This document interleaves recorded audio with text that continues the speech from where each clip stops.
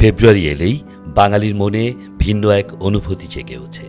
এই মাস শুধু ক্যালেন্ডারের পাতা বদলের গল্প নয়। ফেব্রুয়ারি মানে ভাষা, আত্মত্যাগ আর আত্মপরিচয়ের কথা মনে পড়া।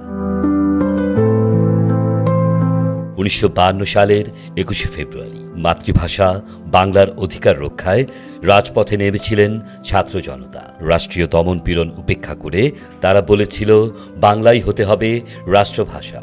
সেই দিনগুলিতে শহীদ হন সালাম, বরকত, রফিক, জব্বার সহ আরও অনেকে। তাদের রক্তের বিনিময়েই বাংলা পেয়েছে তার মর্যাদা।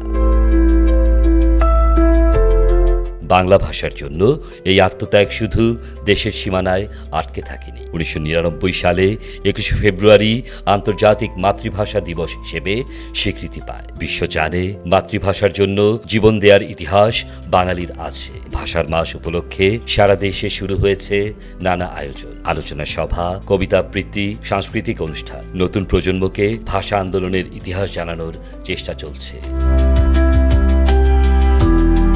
এবার ভাষার মাস এসেছে কিছুটা ভিন্ন বাস্তবতায়। প্রশাসনিক কারণে প্রতি বছরের মতো 1 ফেব্রুয়ারি নয়, বাঙালি জাতির প্রাণের উৎসব অমর 21শে বইমেলা শুরু হবে 20 ফেব্রুয়ারি থেকে। সময় একটু পিছালেও বইমেলা নিয়ে প্রত্যাশা কমেনি। অমর 21শে বইমেলা শুধু বই কেনা বেচার জায়গা নয়, এটা ভাষা, সাহিত্য আর চিন্তার মিলন মেলা। ফেব্রুয়ারি আমাদের শুধু স্মরণ করায় না, প্রশ্নও করে, আমরা কি আমাদের ভাষার সঙ্গে ন্যায্য আচরণ করছি? ভাষার জন্য যারা জীবন দিয়েছেন তাদের প্রতি প্রকৃত শ্রদ্ধা তখনই যখন সারা বছর আমরা ভাষার মর্যাদা রক্ষা করি। আহমেদ শাহেদ, বাংলা বাজার পত্রিকা।